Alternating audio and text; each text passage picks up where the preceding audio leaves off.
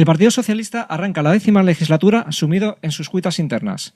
Con un secretario general saliente, en Ferraz se proponen cerrar la crisis lo antes posible. Sin embargo, demasiados personalismos, un resultado electoral devastador y una cita vital en Andalucía donde se intenta en este caso no perder el último bastión de poder. Demasiados frentes abiertos como para que los socialistas estén centrados en su tarea de hacer oposición. Para debatir sobre estas cuestiones, hoy tendremos en nuestros estudios a Ángela Balvey, columnista de La Razón, y a Concha Minguela, del diario A Pie de Calle.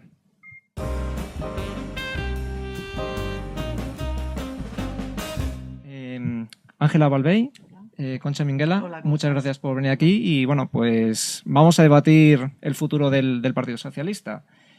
Para empezar, ¿cómo veis este inicio de legislatura para el PSOE? ¿Creéis que va a poder centrarse en esa labor de oposición que tendrá que hacer el Partido Popular o esas cuitas internas, esos problemas internos con la elección del secretario general le va a tener más centrado? Yo creo que al principio sí, creo que es razonable que su primera prioridad sea arreglar sus asuntos internos antes de cohesionarse como partido y hacer frente a una oposición ya con todas las fuerzas y con todo el interés puesto solo en eso. Mientras no tengan arreglado esos problemas, no van a funcionar como oposición. De hecho, ahora mismo ya se está viendo que hay una especie de dispersión, ¿no? De que, bueno, pues no hay una unidad de criterio, no se sabe muy bien si va a ser Rubalcaba, si va a ser Carme Chacón, si va a ser cualquier otro candidato que esté por ahí que no conocemos. De momento tienen que arreglar sus asuntos antes de... Pues yo casi coincido. Quiero decirte que para mí el Partido Socialista Obrero Español, desde que ha perdido las elecciones, está en estado de shock, pero en estado totalmente de shock y no es capaz de reaccionar. Entonces, ya estaba un poco... digamos, desorientado antes de las elecciones, entonces, desde mi punto de vista, se pusieron demasiadas esperanzas en un candidato como Rubalcaba, porque para mí Rubalcaba era un candidato imposible. Es decir, yo por lo menos no niego la valía, la brillantez política de Rubalcaba, pero Rubalcaba era el coautor o el copresidente o el vicepresidente de todas las políticas de Zapatero, que son precisamente las que han llevado al Partido Socialista al hundimiento, porque Zapatero, habiéndose empeñado durante años en mantener y garantizar todo lo que son digamos, el bienestar social y los derechos sociales y que no iba a hacer recortes, de repente no tuvo más remedio que hacer recortes y ahí estaba, en ese gobierno estaba Rubalcaba.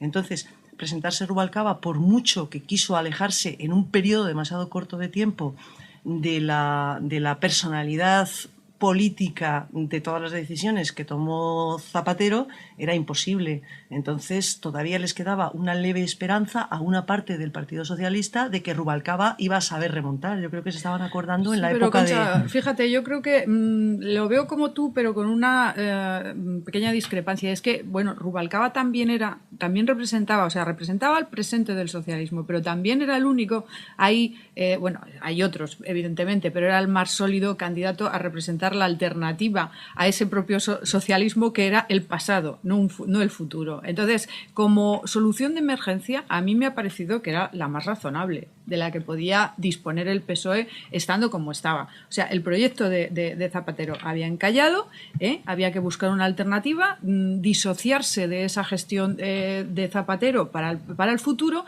y no tenían una opción de eso, de futuro. O sea, lo único que tenían para echar mano era el pasado, y el pasado también era Rubalcaba. Rubalcaba tiene el pasado y el presente, lo que le falta es el futuro. Claro, Rubalcaba tiene el pasado de González, claro, el pasado de Zapatero, y quiso dar un salto de trampolín al futuro, pero no se lo pudo creer nadie. Entonces, y no va a ser tampoco el futuro, no va a ser tampoco el futuro. De transición va a valer, hasta que la cosa se arregle, incluso 2 años puede estar Rubalcaba encabezando la oposición. Yo no lo sé, porque PSOE, si nos dejas dar un pasito más adelante, supuesto, yo voy un paso más. Es decir, a mí me parece que, vamos a ver, estoy de acuerdo contigo, no había tiempo, no cabía otra posibilidad, pero esas esperanzas que había, que las había, de que Rubalcaba iba a atenuar un poco esa caída, a atenuar las Bueno, quién diferencias. sabe, a lo mejor la ha atenuado y no lo sabemos, ¿no? Quiero decir que el efecto es que las encuestas que estaban manejando antes, yo no creo, yo no soy muy de creer 4 en millones y encuestas, medio, ¿no? no me lo Pero creo. las encuestas que estaban manejando ya hacía meses eran catastróficas para el PSOE, las encuestas internas de los partidos, Sí. del propio PSOE. Peores que esos 110 Yo creo que en diputados. algunos casos han podido tener incluso peores previsiones. Entonces, quiero decir, no sabemos si el efecto de Rubalcaba ha sido atenuante, o sea, ha atenuado esa sangría de votos que ha tenido el Partido Socialista. Yo, de todas formas, estoy convencida de que era el único candidato posible. Es como cuando, oye, es que no hay opción. No hay opción porque Carme Chacón no hubiese sido opción, para nada. O sea, hubiese sido un fuego de artificio, visto y no visto, y hubiera sido mayor catástrofe probablemente. Entonces, era la solución de coyuntura, ¿no? Sí, de verdad, estoy totalmente de acuerdo. Lo que pasa es que sí pienso que lo que ha sucedido con los resultados, yo no creo que Rubalcaba haya atenuado, ¿eh? Yo creo que no ha atenuado. Yo creo que no se lo han creído directamente. Exacto, yo creo que no se lo han creído porque era imposible disociar, es que era imposible. Entonces, hubo que tener, digamos, un candidato de emergencia para una salida de emergencia porque Zapatero de repente se convirtió en el punching ball, que yo también soy de la opinión de que un día y con más tranquilidad el propio Partido Socialista hará un poco de justicia a Zapatero porque Zapatero se vio entre todos los fuegos cruzados de la crisis, de las exigencias. Pero, Concha, es que tenemos un sistema que no es presidencialista de facto, pero sí que lo es. O sea, que no es perdón, sí, en teoría, ley, pero sí de facto. Sí. Y entonces ha sido él el principal responsable de todo. O sea, ha sido el sparring luego y el al que le hemos arreado por todos lados, pero porque también es el que ha concitado y ha tenido en sus manos un poder absoluto, como se suele tener en este país, ¿no? Por desgracia. Ya, yo no pero soy partidaria de esto, del presidencialismo. Sí, Ángela, pero ante una situación tan de emergencia es como, vamos a ver, la casa de repente se estaba quemando. Entonces no había tiempo de tomar medidas para decir vamos a hacer esto ignífugo, vamos a poner una puerta de emergencia, vamos a poner unas... Eso se tenía que haber hecho mucho antes, pero en la época de Aznar y en la época de Zapatero.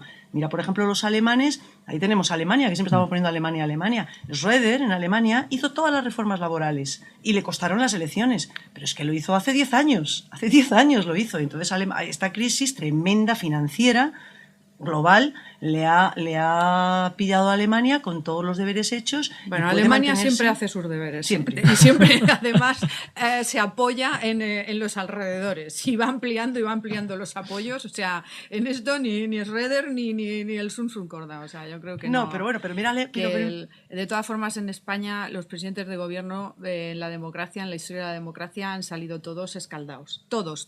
El único que parecía que se iba a ir de rositas era Aznar. Y fíjate la que le cayó a última hora.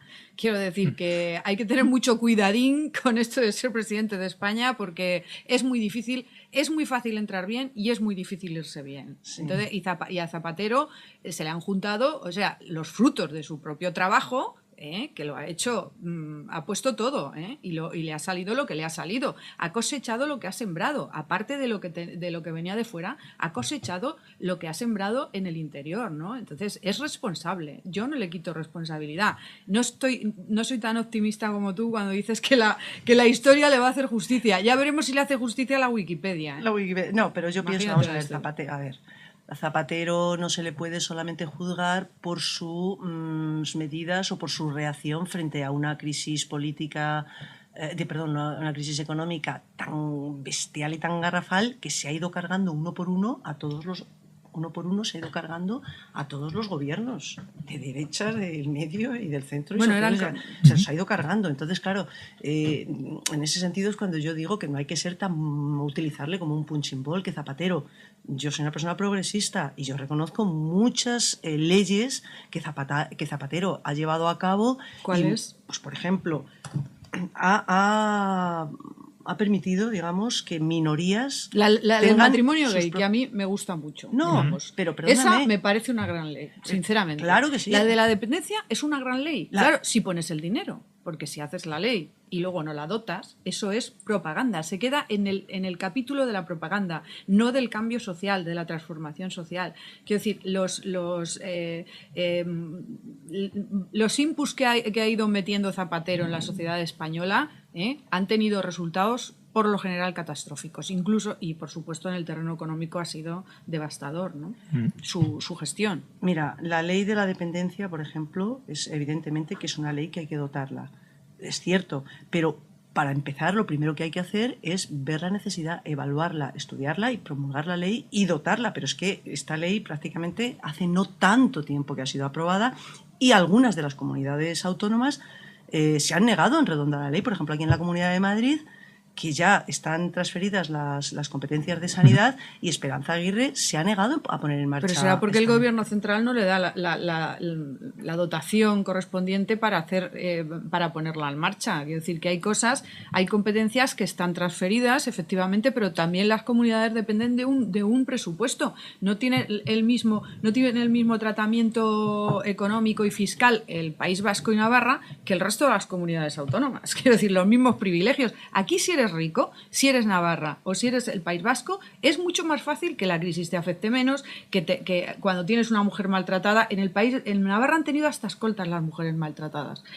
A mí me parece fantástico, pero es que ellos tienen el dinero. En Madrid, en Andalucía, en Castilla, no tienen esos dineros necesarios. O sea que, y eso es a costa de los privilegios de unos, siempre son a costa de los perjuicios del resto. Vamos a ver, yo estoy de acuerdo contigo que Navarra o el País Vasco es cierto que tienen otro tratamiento fiscal, tienen otras dotaciones, etcétera, pero también es cierto que otras comunidades también pueden tener prioridades dentro de los presupuestos que tienen. A mí me sorprende mucho que, por ejemplo, la ley del tabaco. La ley del tabaco, que no es una ley Zapatero, la ley del tabaco es una ley que existe en toda Europa, en Estados Unidos.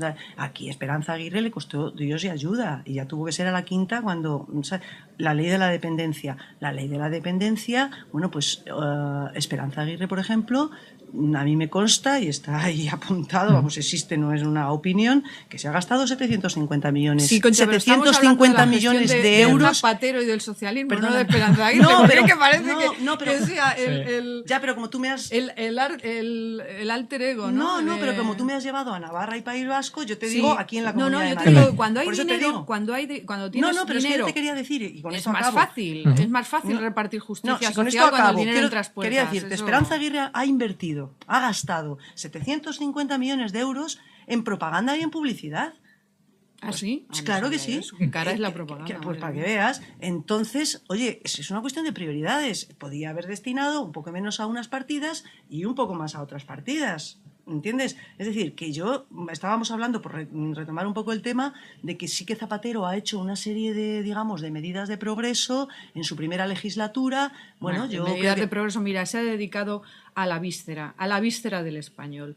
Quiero decir, ha ido directo al hígado, a las entrañas, y se ha olvidado de la cabeza y de la cartera, que bolsillo. También es una parte ya perteneciente a la anatomía del ser humano contemporáneo, ¿no? O sea, y eso no podía salir bien, ¿no? Tú no puedes hacer ingeniería social, tienes que gestionar el dinero público razonablemente, creando el mayor bienestar del que seas capaz, dado que además vivimos en las postrimerías de la sociedad del bienestar, y tienes que olvidarte de la ideología, porque no se puede actuar con criterios ideológicos en todo lo que se hace. ¿Y qué os parece Solamente quería... Sí. Yo creo que es más bien al contrario, es decir, no te debes de olvidar nunca de la ideología, porque tus votantes y a la gente, digamos, que confía en ti, que te deposita el voto y que te vota te vota porque tú tienes... Esa es la trampa. No es la trampa, porque tú tienes... Es que tienes que pensar en el bien común, no en tu sillón, no para que te voten. No, porque tú tienes una ideología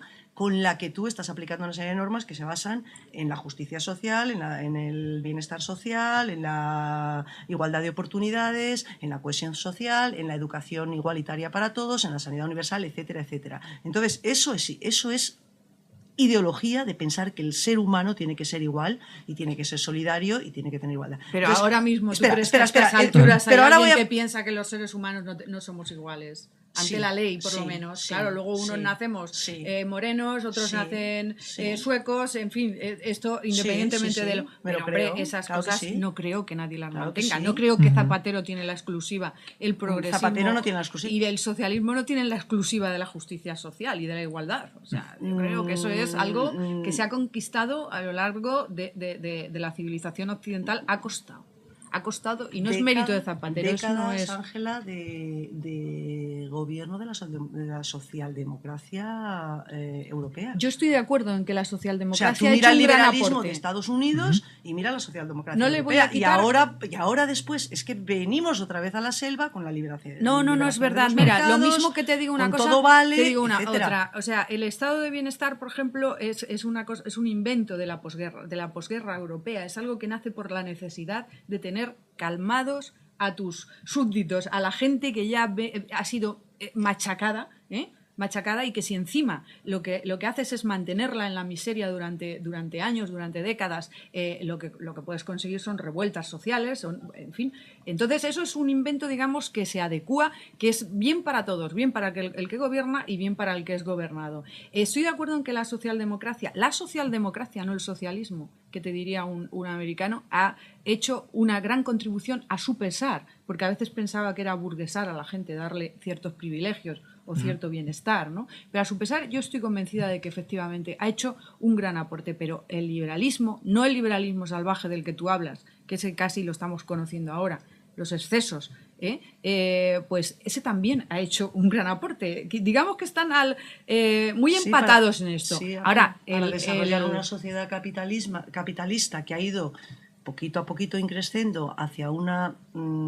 Eso se ha conseguido en una sociedad capitalista. El socialismo en la Unión de Repúblicas Socialistas Soviéticas no consiguió eso. Quiero decir que las sociedades tienen que ser libres y tienen que ser liberales para que ese progreso exista. Y aún así tienen dificultades, como estamos viendo. Entonces, Zapatero no tiene digamos, la exclusiva de los derechos sociales, de la igualdad, ni de nada. Vamos a ver, en Europa lo que está funcionando, llamamos socialistas a la socialdemocracia. El socialismo comunista de Marx, Lenin, Stalin se quedó, bueno, sigue. Sí, ya renunció Felipe ahí, González a él, pero hace muchísimos años, y bien lo sabes, en el principio de su legislatura. Yo creo que Zapatero, y ahora para dar también en honor a la verdad, Zapatero, la primera legislatura para mí tuvo una serie de aciertos, de leyes sociales, porque estábamos en plena expansión, estábamos en una época en el sueño dorado, viviendo de la burbuja inmobiliaria, había trabajo para todos, etcétera. Pero, claro, como gobernante y como presidente sí tenía, pero Aznar también, pero bueno, ahora vamos a hablar de Zapatero, sí tenía que haberse dado cuenta antes de que la burbuja inmobiliaria no podía durar eternamente y que había que pincharla. Desde mi punto de vista, el principal error, para mí, si tú dices el principal error de José Luis Rodríguez Zapatero, no haber pinchado la burbuja inmobiliaria a los 4 años de estar gobernando, porque entonces hubiera sido nos hubiera cogido esta crisis, que no es española, que es financiera, del sistema financiero global, pero nos hubiera cogido en mejor situación y no tendríamos los millones de parados que tenemos ahora. Vale, entonces, para retomar un poquito más el debate, sobre todo porque ya empezamos a salirnos de tiempo. Hace unos días se celebró pues el acto de la Constitución, un poco digamos sui generis, porque ha sido pues pasadas unas elecciones con un gobierno en funciones. ¿Qué os parecieron las palabras de José Bono, donde él hábilmente, con su manera sibilina de hablar, digamos, enterraba políticamente ya a Zapatero, deseándole pues buena suerte en su vida personal? ¿Creéis que Bono es ese tapado que todavía insiste en querer ser el salvador del socialismo? A mí, si me dejas empezar a preguntarte con esto, sí. Antes de... y no me preguntes por qué, pero hace ya tiempo que estoy pensando que ese tapado podría ser Juan Fernando López Aguilar. O sea, personalmente para mí mi candidata es Carme Chacón.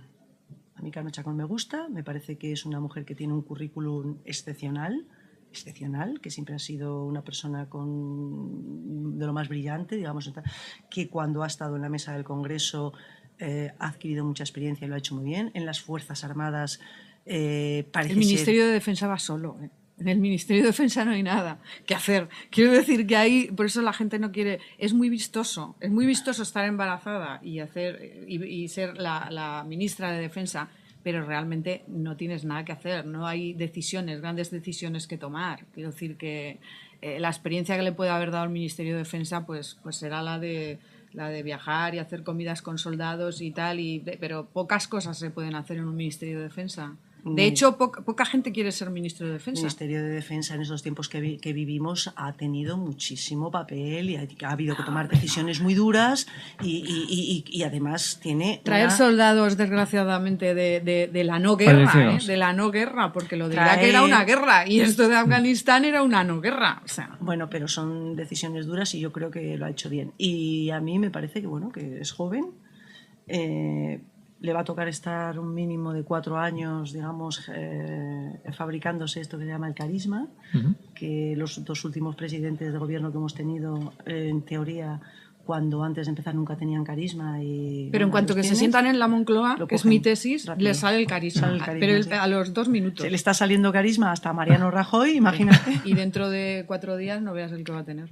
¿Tú ves a Bono también como ese tapado o como comenta Concha? Hay otros... En cualquier caso es un destapado, de tapado nada. Vamos. Él querría, por supuesto. Además es que ha sido la tercera autoridad del Estado hasta hace 2 días y él estaría encantado, pero yo estoy convencida de que no. O sea, Zapatero, cuando salió Zapatero fue porque la gente en el PSOE se opuso a que saliera Bono. Y él era la opción, digamos, Zapatero pasaba por allí y dijeron, este alazo, ¿no? Claro, y ganó contra Bono. O sea, ganó contra Bono. Creo que ganó por 9 votos. Nada, por un muy estrecho margen. O sea, que esa fue la experiencia de Bono. ¿Tú crees que el socialismo ha cambiado tanto como para que ahora Bono sea la gran sorpresa? Para nada. Lo que pasa es que es un entusiasta y a él le gusta postularse. Yo creo que esto va a salir. El próximo candidato de... Mi tesis es que seguramente estoy equivocada, pero que, bueno, Rubalcaba va a servir de puente, de transición, pues a lo mejor va a estar 2 años ahí, no sé cuánto, pero saldrá una persona nueva. Tiene que salir alguien nuevo y no creo tampoco que sea Carme Chacón. Que tendría, ¿le podría pasar a Rubalcaba un poco ser ese Borrell en su momento?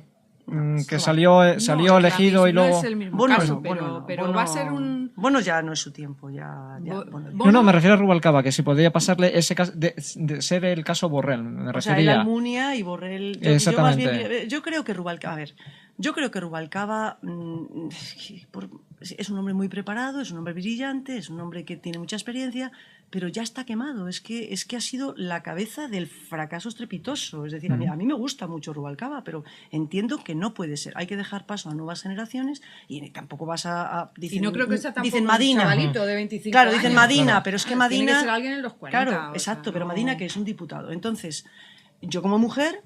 Es decir, todavía soy tan antigua que me gusta ser feminista. Yo creo que si llevamos 10 legislaturas, me parece que son 10, más de 30 años de democracia y hemos tenido 1, 2, 3, 4, 5 presidentes, oye, ya es hora de que tengamos una mujer presidenta si gana unas elecciones en igualdad de oportunidades que cualquier otro aspirante que sea hombre. Es que hasta ahora no hemos tenido una mujer aspirante a ser... Pero porque de eso se encargan los partidos. Evidentemente. Es que son los partidos los que luego practican el feminismo. Porque los partidos son muy de practicar las cuotas y luego si hay que poner ministras, porque como las ministras son de decoración, y los ministros también, porque este es un sistema de facto, como digo, presidencialista. Al final los ministros reciben pocas delegaciones y poco margen de maniobra. Incluso un ministro de finanzas o de economía que tendría que tener mucho poder. Y en España nunca lo tiene. O sea, nunca hay un ministro... Bueno, Rato lo tuvo, Solbes lo tuvieron y por no, eso... No, Solbes no lo tenía. Porque se lo quitaron. No, a Solbes no le dejaban hacer y cosas que decía, estos chicos tan jóvenes que no tienen experiencia y tal. A Solbes en su primera... no tuvo poder, no, hombre. Solbes ha tenido, por eso se lo quitaron. Solbes ha tenido poder, mucho. Pero Zapatero... Es el que al final fue decidía. El que se lo quitó. Decía, oye, 400 euros por aquí, me los ponga. Y el 2.500. 2.500 por allí, venga, me los ponga. No, pero... ¿Sabes? Como si que lo que yo te quiero decir, que el otro vaya haciendo la Solbes estuvo de ministro con Felipe González. Solbes ha tenido mucho poder. Pero llegó Zapatero. Poder relativo. Llegó Zapatero Que no, un ministro de se lo Finanzas quitó. tiene que ser un tipo que ponga orden en la caja y ya está. Completamente. Y que tenga carta blanca. O sea, que quiero decir, a no ser que pretenda saquearla o hacer cualquier barbaridad, pero que sea una persona que pueda decidir, que pueda tomar decisiones sin preguntárselas al Zapatero de turno, al Aznar de turno, al Felipe González de turno. Esto es así. Y eso en España no ocurre. Entonces, en cuanto a las cuotas, ministra, pues claro, puede haber 23 ministras, todas las que tú quieras. Ahora, a la hora de elegir un candidato, siempre se elige un hombre. Y son los partidos los que ahí practican su verdadera cara. Y la verdadera cara es que las mujeres no tienen la unanimidad que los hombres porque son estructuras todavía bastante misóginas. Sí, completamente. Y luego ya por por eso digo que Carme Chacón, por edad, porque le va a tocar 4 añitos u 8, no se Ya sabe, veremos que la sean carrera que a la hace. sombra. Por tanto, y tiene una edad que lo va a soportar muy bien. Ya tiene un bagaje, tiene una experiencia. No me parece que sea la típica política que va así de la veo seria, tiene fama de ser hipertrabajadora. Bueno, seria lo es, está siempre seria. Yo de todas formas diré Hipertrabajadora. que el problema del Partido Socialista no es tanto el candidato como el proyecto político. O sea, ahora mismo lo que tienen es un desconcierto ideológico. Tú que hablabas de ideología. Yo creo que a mí no me gusta tanto hablar de ideologías porque las ideologías acaban siendo propaganda y simple manipulación de los contribuyentes, ¿eh? No de los ciudadanos, de los contribuyentes. Entonces, yo creo que su problema es articular un discurso moderno, un discurso de verdad progresista en el sentido de europeo, de avanzado, que no tenga esa carga ideológica del pasado, esas reminiscencias que son en muchos casos decimonónicas, y eso plantearlo como una opción que se me puede vender a mí. Como votante o como contribuyente, decir, oiga, usted me compra este proyecto completamente despojado de tonterías y de parafernalias ingenieras sociales y simplemente un proyecto de sociedad con sentido común, con seriedad. Eso es lo que le falta. Vamos a ver, ellos tienen programa con sentido común, con ideas, con normas, con planteamientos, con etcétera. Cuando estamos hablando de ideología, mira, ¿sabes qué está pasando un poco para mí? La crisis de la socialdemocracia, de los socialistas, de la socialdemocracia, es que estamos en una sociedad que en la última década ha perdido mucho los valores, la ética. Entonces, un cierto liberalismo que es bisturí, plin, plan, plum, es mucho más fácil, por decirlo de alguna forma, que esto no le lastre. Pero, sin embargo, una política de izquierdas y progresista que está muy basada en la ética, que está muy basada en los principios, que está muy basada en la solidaridad, cierto. O sea, que está muy basada de la ética tampoco de repente, la tiene el socialismo. no estoy diciendo que tenga la exclusiva, estoy diciendo que está muy basada. La ética, eso es muy discutible, depende de entonces qué ética.